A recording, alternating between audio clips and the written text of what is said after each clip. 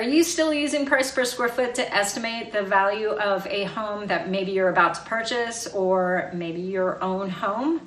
Well, stop. It's not a good way to go, and I'll explain why.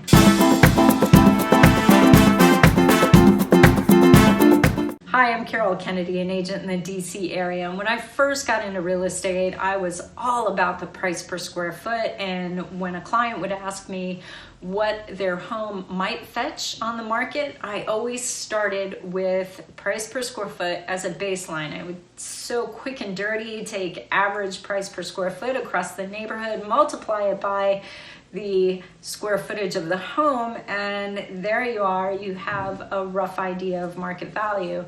Couldn't be further from the truth. So the first issue with using price per square foot, and I know you see it on Redfin, and I think you see it on Zillow as well, is we use taxable living area in that price per square foot calculation. So taxable living area is the perimeter of the property multiplied by the number of floors above grade.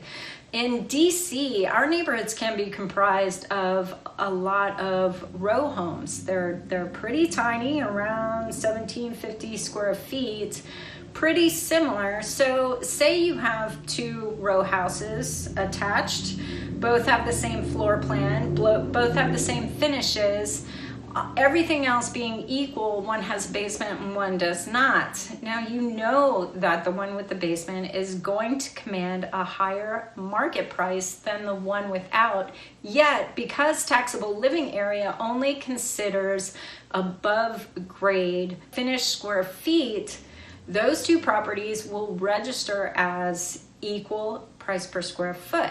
And it's just not true.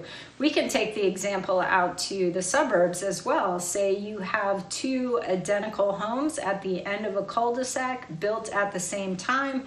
One has a single car garage, one has a 3-car garage. You know the 3-car garage is going to command a higher market price than the one with a single car garage. Yet again, those two will be the same price per square foot because garage space is not finished interior space and is not then calculated as square footage. So that's one of the main problems with using price per square foot as even the starting point to evaluate market value. The other thing about real estate is it's not uniform.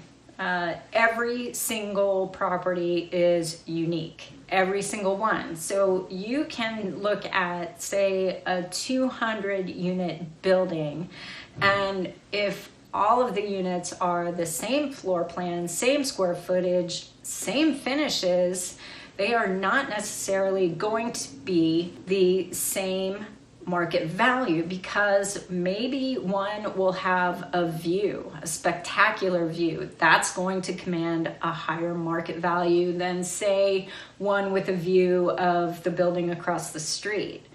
Or maybe one has balcony space, which goes back to the fact that balcony space is not configured into the square footage, but especially now with COVID, a condo with private outdoor space far exceeds in value one without. Maybe one is located next to an elevator and nobody wants to hear the chit chat outside the elevator right outside your front door, right? So that is going to be maybe less value than similar units. So again, no two properties are exactly alike. So again, even when you're looking at tremendous, somewhat uniform properties, they will differ. There are aspects of those properties that will make them vary in price per square foot. The other thing about market value is that market value is established by one buyer and one seller agreeing to a price. And in that one transaction, we really don't know what the motivation is of the buyer and the seller. So say the buyer has been in 2 other bidding wars and they're just fed up and they're going to escalate this as high as they possibly can just to get it done. Maybe there's a baby on the way, or maybe they're trying to get the kids in school, or maybe there's a job deadline and they have to be here and be established and they only have the weekend to write an offer and secure a property. For whatever reason, that buyer is going to be heavily motivated, but when that seller agrees to that high price, and even whether or not it appraises, that is the market value for that home, whether it's in line with the rest of the neighborhood or not. And that's going to affect the price per square foot or the average or median price per square foot across that neighborhood. So even taking an average can be skewed by a few data points, a few very driven buyers or very driven sellers. So therein lies some of the flaws in using price per square foot to establish market value. The only time I really use price per square foot is when I'm talking to a colleague who's maybe in Texas or Los Angeles or Manhattan, and we're talking about where our areas trade.